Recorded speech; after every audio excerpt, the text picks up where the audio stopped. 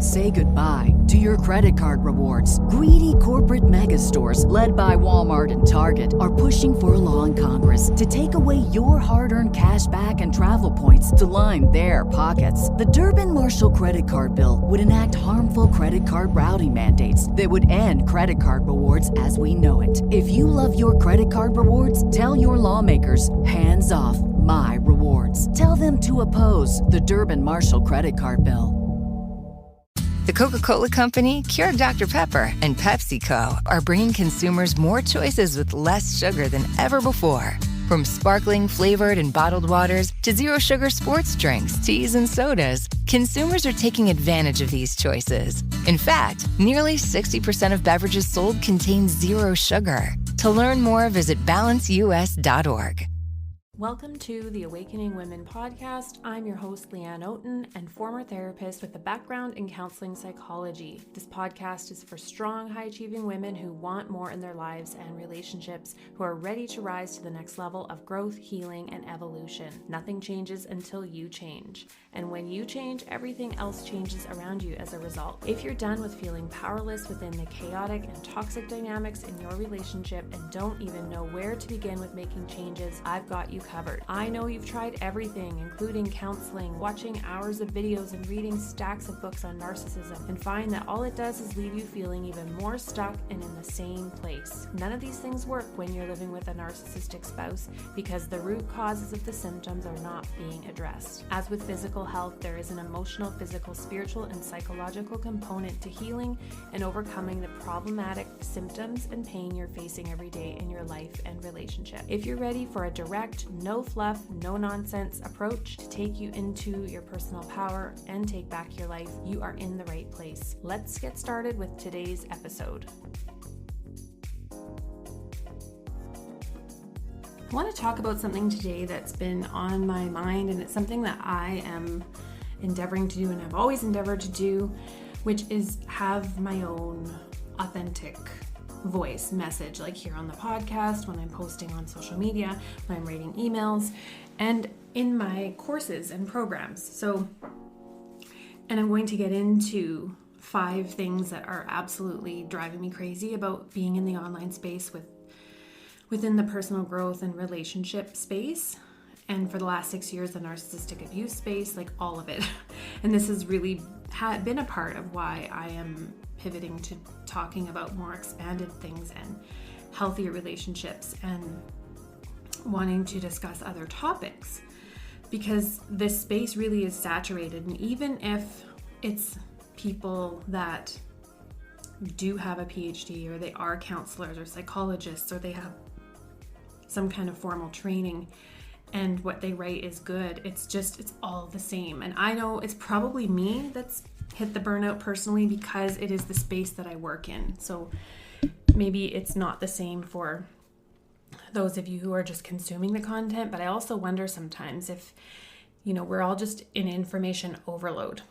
Everybody is trying to get their voice heard and come up with some new spin on the same idea, right? The same stuff. So once in a while you see something really unique and you're like, oh, I really like that, right? Because it's not just more of the same information regurgitated over and over and over and over again.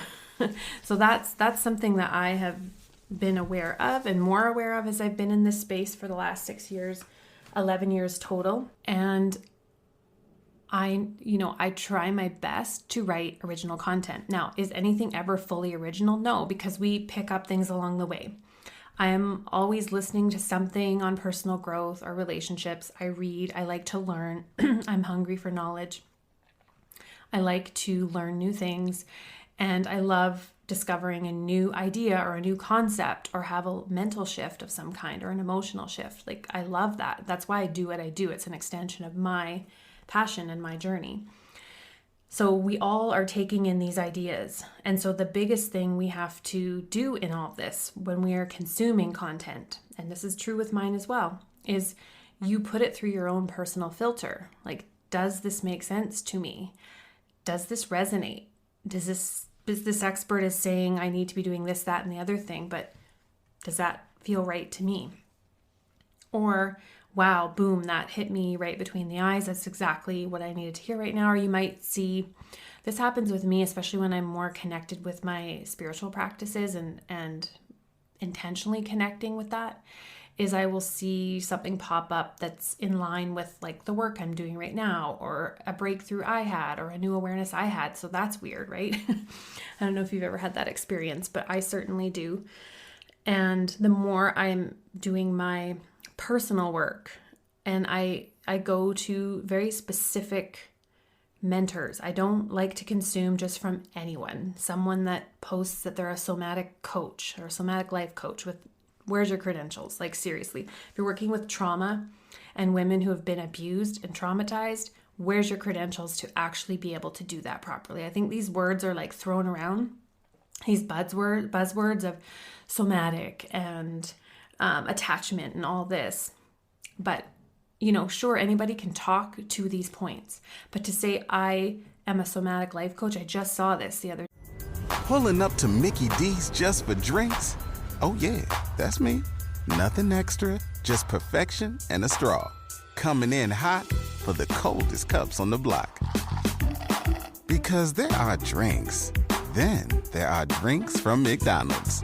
Ever combine an ice-cold frozen Coke with piping hot fries? Try frozen drinks any size for $1.49. Prices and participation may vary. Cannot be combined with any other offer. Ba-da-ba-ba-ba. Day, and I'm like, maybe she has training, maybe she does.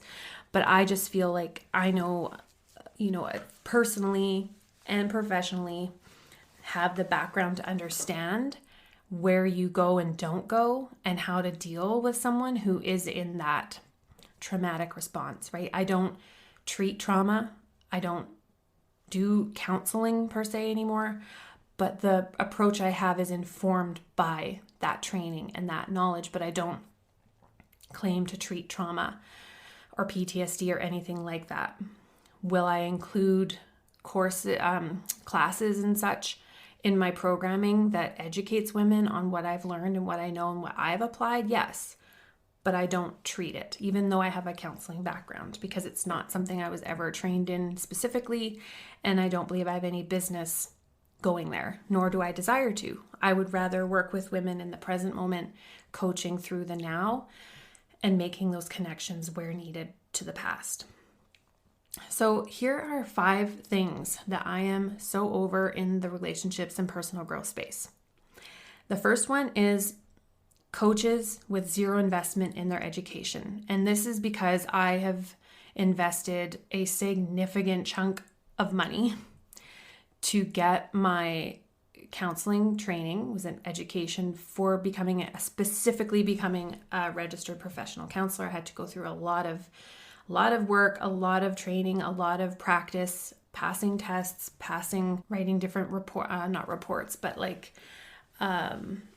client reviews, and so much went into it. And then a whole bunch more had to go into it to become registered, to be qualify to become registered and all of that. And so I did that for, for about 6 years with my private practice in town, like local, before I decided to move online and really give it my all to do that from home, because I really wanted that flexibility.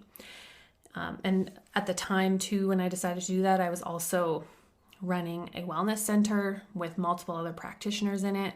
I had little kids. I was not in a good situation in my relationship, and it was just overwhelming. I realized within a very short time that this was not for me. I don't like to manage people. No, thank you. So these were all things that were going on at the time. But I did get that 5 to 6 years of actual counseling training and practice under my belt with supervision from other therapists, right? So the point here is just that I just feel out of integrity as a person to say that I can coach if I don't actually have some kind of credentials. That's just my feeling. And I have heard that from women who have invested to work with me and spent multiple thousands of dollars working with me, that a big reason is, well, my holistic approach, that I bring spirituality into it, but that I have that training as a counselor, the background. Even though I don't practice as a counselor anymore, because I've chosen to expand how I work with women. But that investment and time and training and specialty is there. And I also did a coaching program within that. So I was in a program to learn mindfulness-based coaching, which I apply, again, helping women, let's deal with what's present now instead of going too far into the past, because that's where, we can't create change from the past.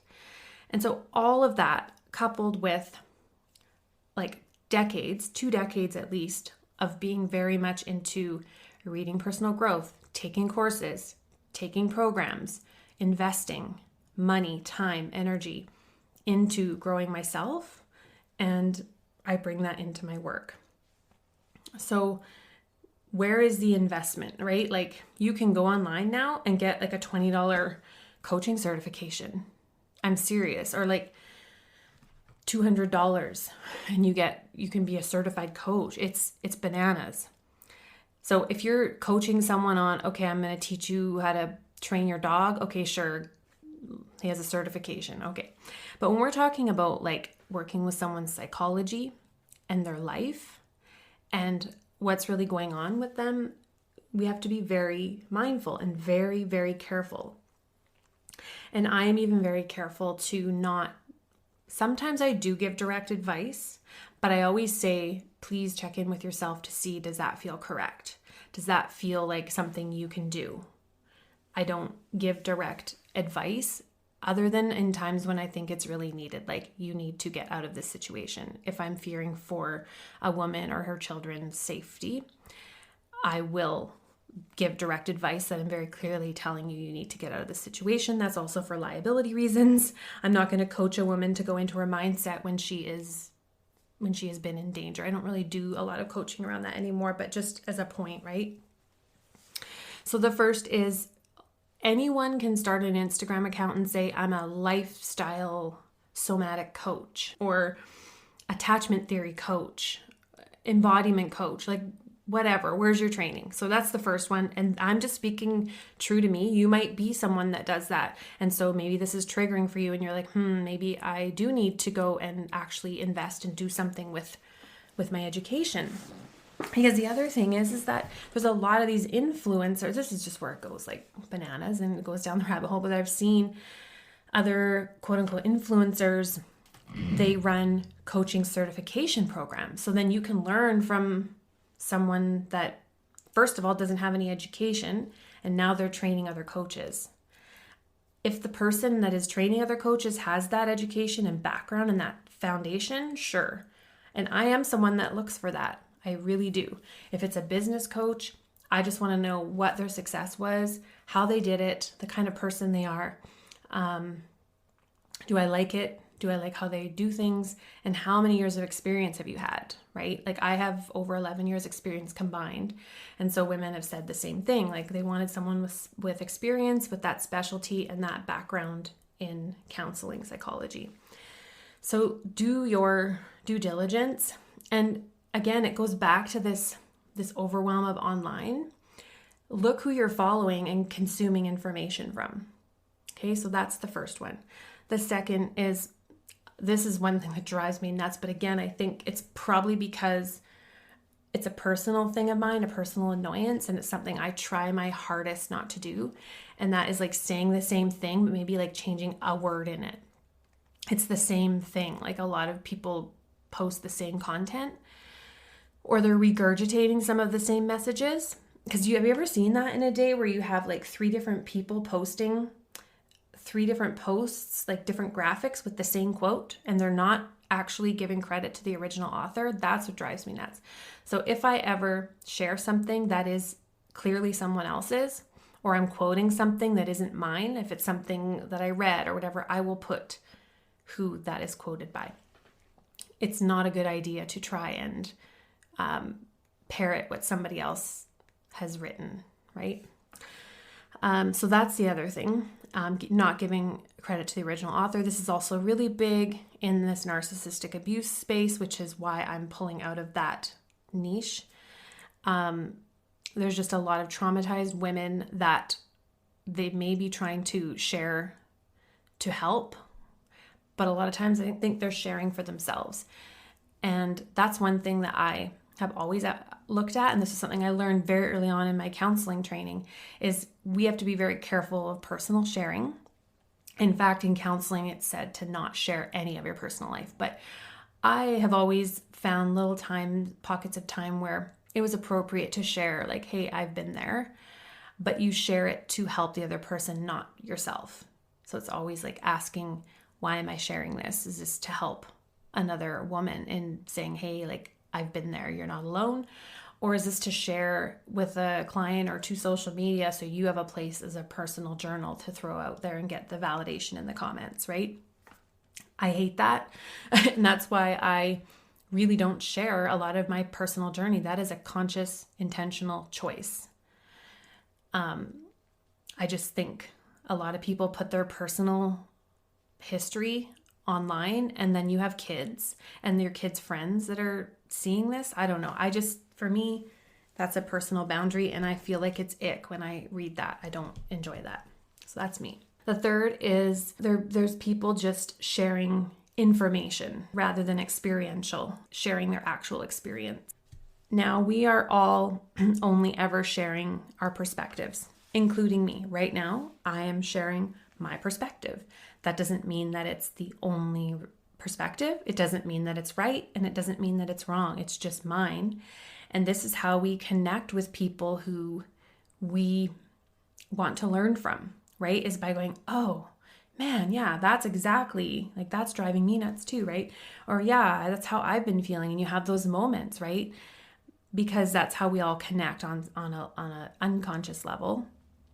But we're all only sharing our perspectives, knowledge, beliefs, methods, personal journey as influencers, coaches, and therapists, right? So in the end, I am as well. So I'm not saying that I'm better. I'm just saying that, have that experience, share from your personal experience rather than, oh, I learned this tidbit today and now I'm going to throw it on here, even though I haven't actually applied it. So I always try to make sure I'm only sharing from things I've applied and have experience with, really. And unless it's like just an info post, sometimes I do that, or I share tips or things, but I always like to come from what I have done. And that's the other thing, is like what I have done myself is what I like to speak from.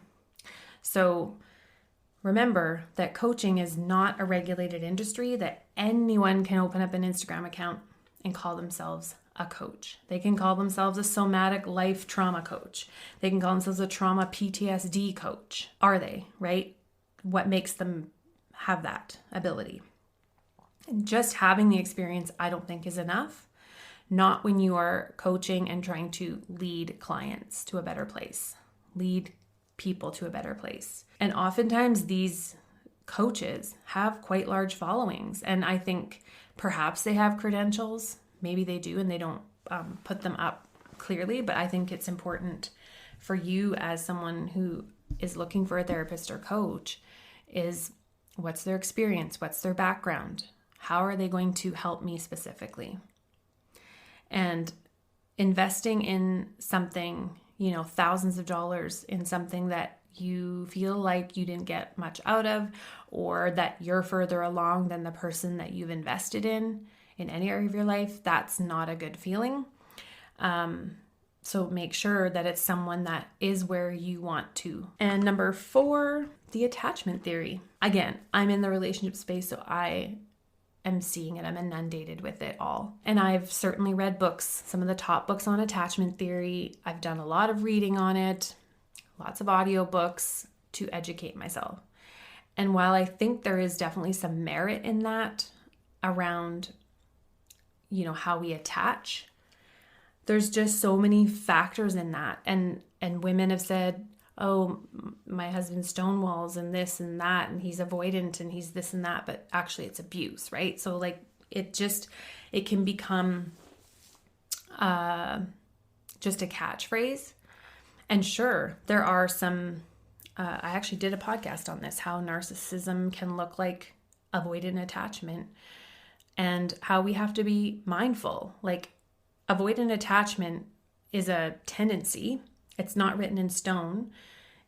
If someone is hurting you and they're quote unquote avoidant, you don't try and work with that unless they're willing to work with you. You don't do that. And then women are anxious, and they're anxious in the relationship, and it's my anxious attachment. I've heard this so many times.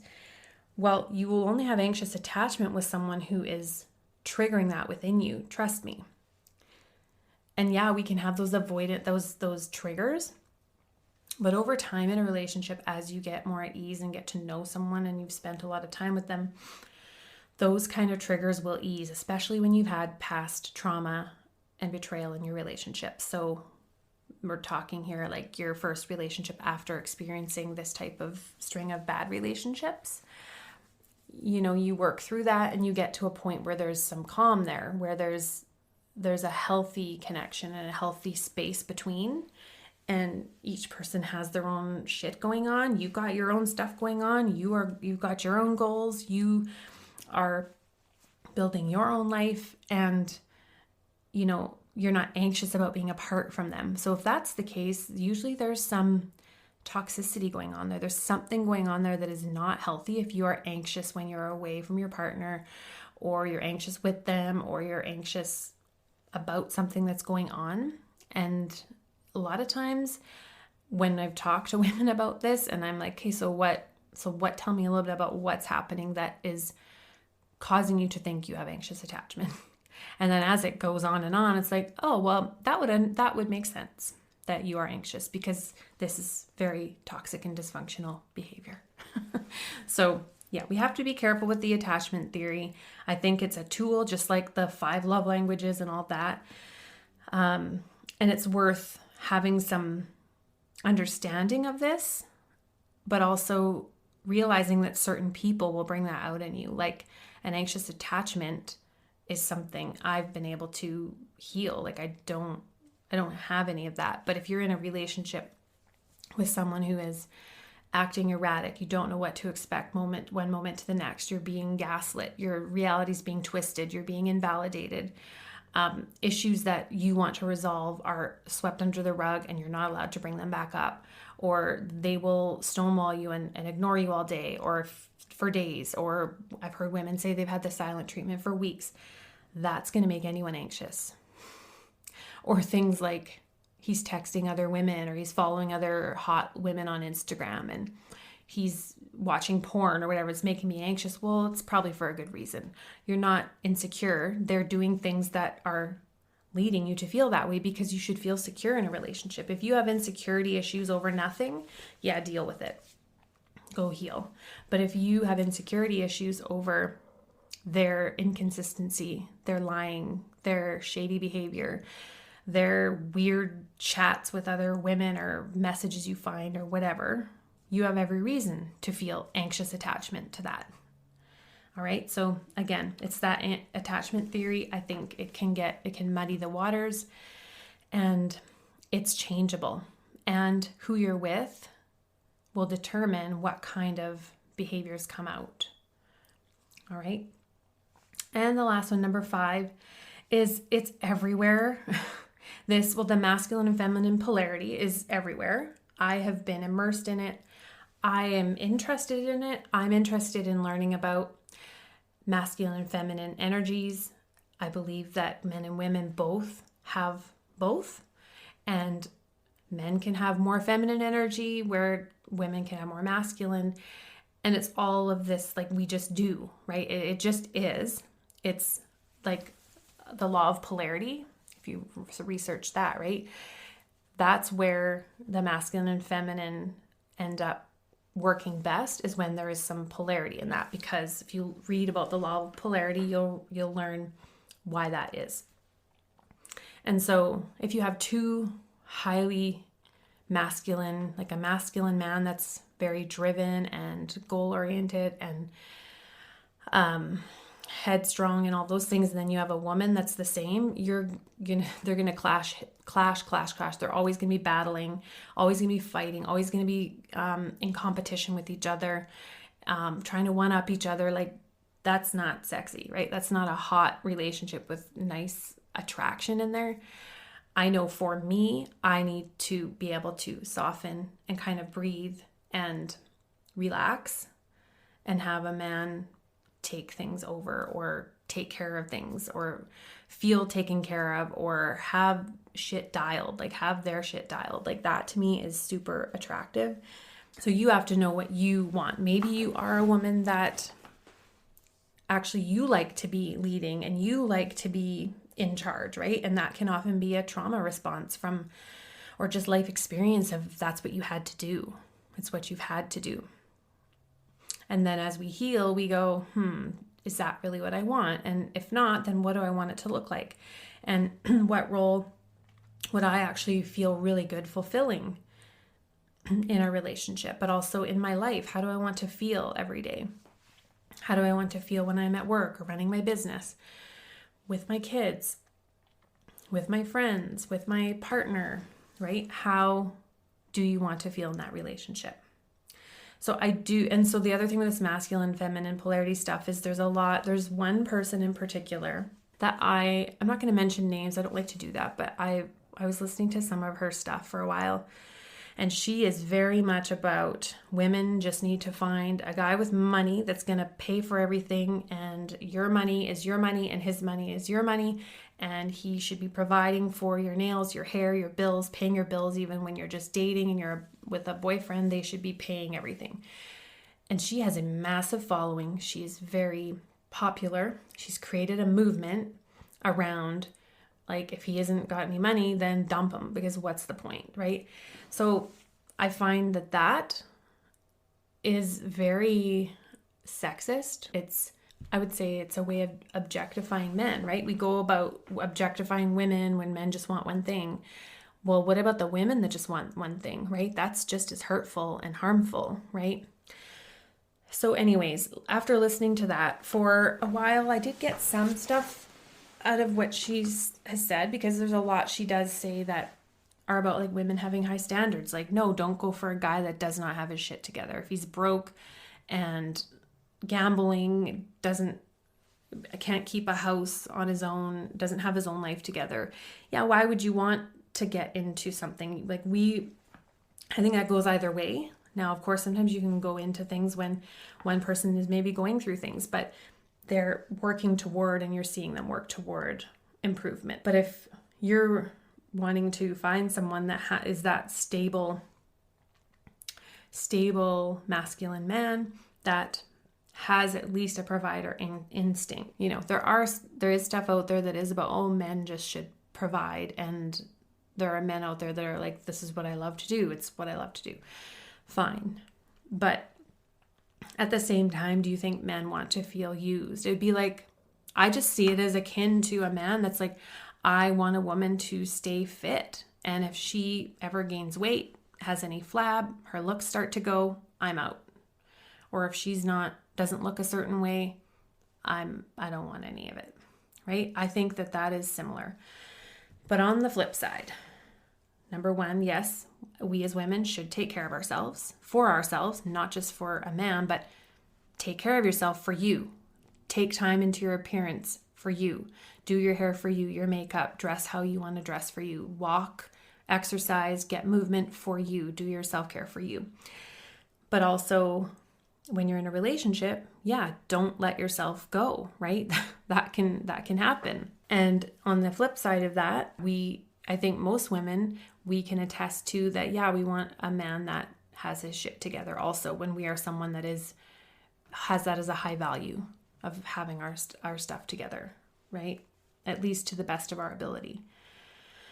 But I think with this provider stuff, the aspect to it I do believe is, well, number one, asking yourself, is that the type of arrangement or dynamic I want? And it comes down to, like, if something was to go wrong, say you're in a relationship with a man and you get sick and you can't go to work, or you have to take time off of work for a surgery or something, will you be okay? And I think I can speak for most women. We want to know that, right? We want to know that whatever it is, financially or otherwise, that we will be taken care of by our man. Like that, I think that makes sense. But I also, no matter what, however the arrangement that you have is, if you're a stay-at-home mom or you are with a guy that makes enough money for everyone in the home, and that's fine, and you're fine with that, I still stand firm in that women need to have some of their own money. We need to have our own credit. We need to have our own access to cash. We need to be able to buy a home if the relationship goes to shit. We need to have access to our own funds. You need a credit history to qualify to get mortgages and loans. So if you are in a relationship and you have no credit history, no way of getting income, you're screwed if the relationship goes to hell. And this is not the only reason, but it's a big reason why many women feel stuck. Like, we're never trapped. I will just say this, we are never trapped.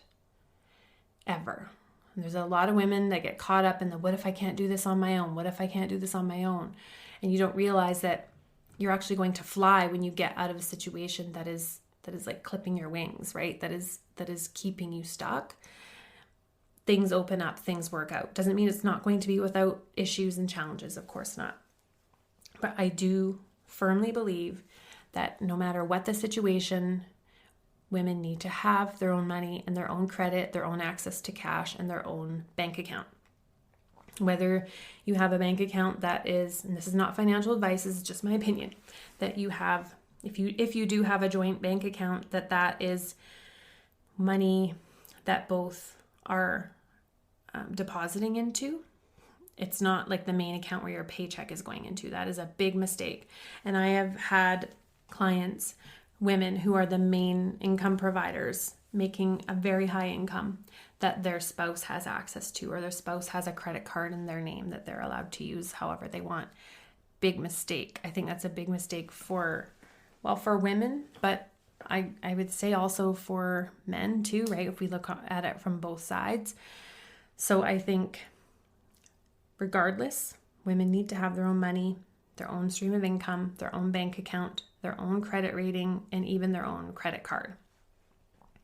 So if you're in this space where you don't have any of that, that is your work to do, because that is going to help you feel so much more empowered and control of your life. And then when you are in a relationship, you know, if this goes sideways or it's not working out, I can still take care of myself, over I don't know if I can survive without this person. And so you stay and you keep tolerating, and you are unhappy, but because you're worried you won't be able to figure it out on your own. So that was a long-winded number 5. So that's a topic I'm pretty passionate about. Personally have had to move through on my own, and I just think that we cannot be fully empowered as women if we don't have our own money, period. Whether you have a wonderful partner that is happy to provide for you and the family, you still need to have your own life, your own finances.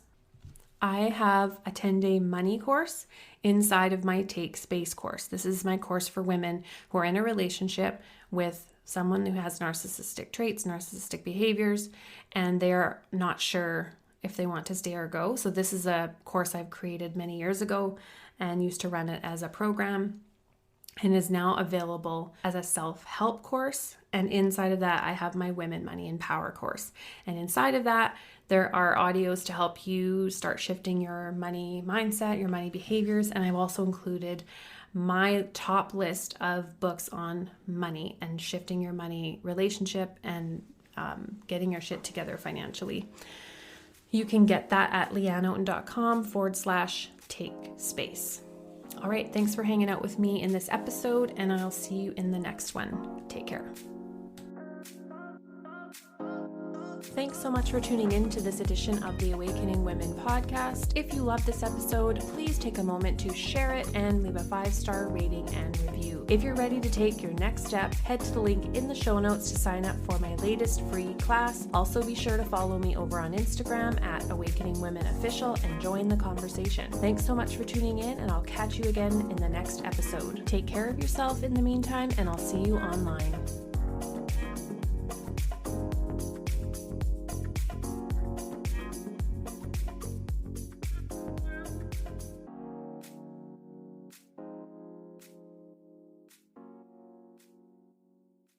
Say goodbye to your credit card rewards. Greedy corporate mega stores, led by Walmart and Target, are pushing for a law in Congress to take away your hard-earned cash back and travel points to line their pockets. The Durbin-Marshall credit card bill would enact harmful credit card routing mandates that would end credit card rewards as we know it. If you love your credit card rewards, tell your lawmakers, hands off my rewards. Tell them to oppose the Durbin-Marshall credit card bill.